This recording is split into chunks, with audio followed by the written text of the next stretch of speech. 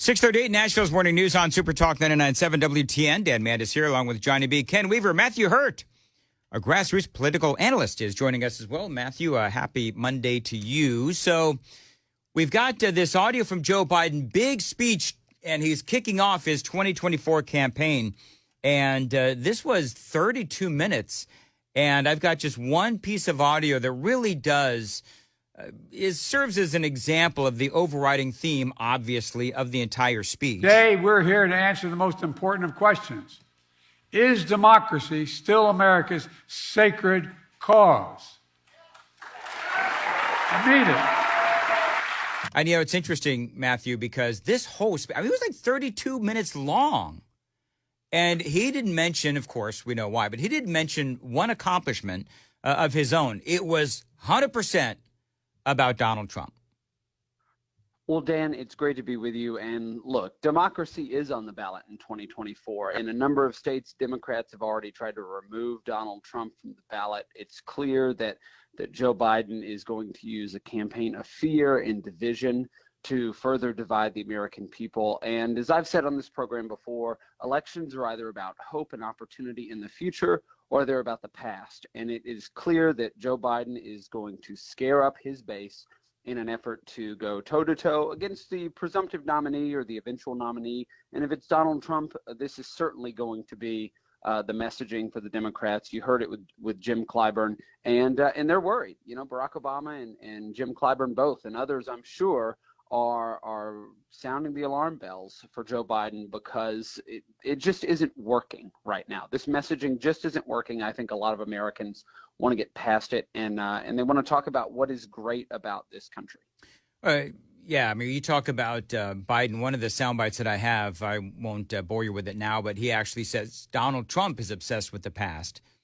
Clearly, it's the Democrats who are obsessed with the past. And Congressman Clyburn, I was playing some audio from him earlier, and he was on there talking about, and this is one of the things that people are discussing this morning, is where he talked about how Joe Biden is unable to break through the MAGA wall. This is that comment. Well, I'm not worried. I'm very concerned.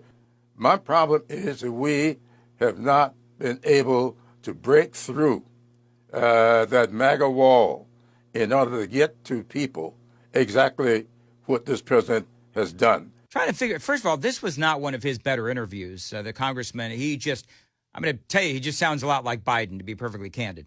But the question is that you've got Clyburn, who is blaming this MAGA wall, and it's that MAGA wall is the reasoning why they have not been able to let people know how good Joe Biden has done. I'm trying to understand the reasoning, because is he talking about the media? Is he talking about the Republicans in the House? Who is he talking about? Well, the American people are not thinking about this in these terms. And this MAGA wall is, your listeners who have a Democrat neighbor or somebody they go to church with who may be on the other side, they probably experience a little bit of Trump derangement syndrome. And what we see with Clyburn and others is that to just a ridiculous and hyperbolic degree. These conversations taking place among consultants for the Democrats are just some of the most outrageous conversations you probably would never hear.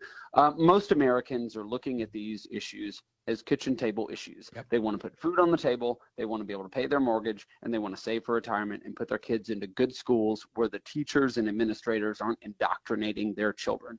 And so the reason Democrats haven't broken through this quote unquote MAGA wall is because most Americans aren't thinking about the election in these terms or their lives in these terms. I think that what we're going to see as we move into Iowa next week and beyond and through the summer is Americans thinking about these, again, in very real terms. How does this impact my life? Unfortunately, for your listeners, Washington has an outsized influence in our lives now. Government tends to be what we do to the people who lost the last election. And so it is seen as sort of it's a weapon or a bludgeon. And the Democrats know that almost more than any other group. We saw in 2020 the violent riots in the summer. We've seen their messaging and their efforts. It is very clear that winning an election is the most important thing to Democrats, because then they get to punish those people who lost the election, and that is the listeners to this program and the Republicans in Congress. Well, luckily, the listeners to this program, they're very politically astute. They know what's going on. They know what Biden's doing. My worry is that just like in 2020, Biden comes along and Charlemagne, is out there now saying that he regrets supporting Joe Biden and Kamala Harris. But, when you look at Biden's track record in 2020 and what he said during that Charlemagne interview, where he said, if you don't know if you're going to vote for me or Trump, then you ain't black. This is one of those moments where you look at Charlemagne, and I talked about this on Thursday or Friday, and I said, well, no crap, Sherlock. You knew this was going to happen in 2020, and you had Donald Trump, who actually had a track record of helping the black community. Yet Charlemagne and other influential voices in the black community convinced folks to go ahead and vote for Joe Biden, and now they've got Biden regret syndrome. One of the things that I thought was interesting, and I played this audio earlier, and Matthew Hurtt is joining us, our Grassroots political analyst. So you have all of these folks in the media trying to make 2024 about 2020, and I love this interview with Elise Stefanik, and she was being interviewed, and she's being asked about 2020, and she's being asked about her not voting to certify Pennsylvania. Would you vote to certify, and will you vote to certify the results of the 2024 election, no matter what they show? Well, I voted not to certify the state of Pennsylvania because, as we saw in Pennsylvania and other states across the country, that there was unconstitutional acts circumventing the state legislature and unilaterally changing election law. What about... And so, and I played the entire audio bite earlier, but one of the things that I like about that interview with Elise Stefanik and Kirsten Welker is that Stefanik she's not on her heels.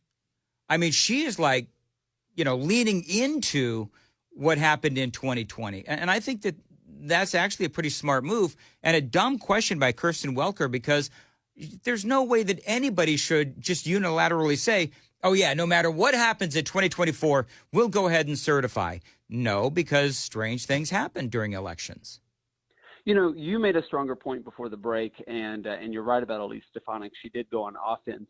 I think that should be the question. If a reporter asks a Republican member of Congress or a consultant, will you support certifying the election, or will you certify the election? The question is, will you support certifying the election? And we saw, Hillary Clinton call into question the election results. We see the 2000 election in Bush v. Gore. We see Hakeem Jeffries in the House rejected the 2016 election results. And so this isn't something that is unique to Republicans who have legitimate questions about how bureaucrats change the process. And we could argue about election fraud and ballot harvesting and all of that, but in certain states, and Pennsylvania is chief among them, unelected bureaucrats change the rules in the middle of the game, which is not how we administer elections in this country. And so in a place like Pennsylvania, it is legitimate to ask a question about the election results. And I think it's a silly premise for a left-wing activist journalist to begin with, but great for Elise Stefanik, and more Republicans should go on offense on this and allow the American people to cast their ballot, and then to not change the rules in the middle of the game. You can't switch election processes or move administrative factors of an election while people are already voting. And in my state of Virginia, we're voting in 10 days. We've got early voting just around the corner for our Super Tuesday election. And so it would be imprudent at best and malicious at the worst for Democrat politicians, for secretaries of state, or for their unelected bureaucrats to start changing or meddling with these rules as the election is playing out. Matthew Hurtt is joining us, our Grassroots political analyst on Super Talk 99.7 WTN. So there was a report in The Hill, Matthew, that as we head into Iowa, that Ron DeSantis, if he does not do well in Iowa, that he's going to drop out. Now, you have the DeSantis camp vehemently denying that. What say you? I think I just looked at the polling numbers, and I'll be in Iowa for the caucus next week. I think Ron DeSantis is likely the second place candidate in Iowa, which is a strong position for a Republican candidate. It doesn't look like Nikki Haley is going to break through. The events over the weekend were a stark contrast. Donald Trump is still far ahead, but he's taken a little bit of time to get out of the gate and show up in Iowa, and voters in Iowa, New Hampshire, and to a certain extent South Carolina expect a lot more retail politics from candidates and their surrogates. I do think that anonymous comments from quote-unquote donors or supporters to media outlets, it fuels a narrative. I don't know the motivations of those individuals. I don't think we're going to see Ron DeSantis drop out after Iowa, but it remains to be seen. And I think as we go to New Hampshire and South Carolina and Nevada where Nikki Haley is not participating in the party-sanctioned nominating contest, which is a sort of a caucus or a convention process, we'll see what happens. I don't think it's going to be after Iowa, but I do think that he definitely has to overperform in Iowa to change the narrative of his sort of flailing campaign that we see playing out in the press. In the news today, congressional leaders reach a $1.6 trillion deal. They call this top-line spending. And so basically what they agreed to, and this is the House and the Senate, so Mike Johnson in the Republican-led House and Schumer in the Senate. And so they've agreed to spend $1.6 trillion. So now the appropriations process begins. But weren't they supposed to do this where they had all of the different appropriations that were going to be handled individually? And then, that was the whole thing with Kevin McCarthy. And then that's how they were going to fund these different agencies. Instead, I mean, I don't know about you, and I could be wrong on this, but $1.6 trillion here. Now, you figure out how to spend it. I mean, that kind of sort of sounds like an omnibus spending bill, but I'm sure there's some differences. Why are they doing this? Yeah, Congress has abdicated its budgetary responsibilities. Previously, and this is years ago, Congress would have an appropriations process. They would produce a budget. It would go through, of course, start in the House, which is the constitutional place where the budget process begins, and then it would go to the president. And it seems, regardless of who the Speaker of the House is, be it Nancy Pelosi or McCarthy or now Speaker Mike Johnson, we are budgeting from crisis to crisis and further relinquishing the responsibility of Congress to make those budgetary decisions. And this is a make or break activity for the Speaker.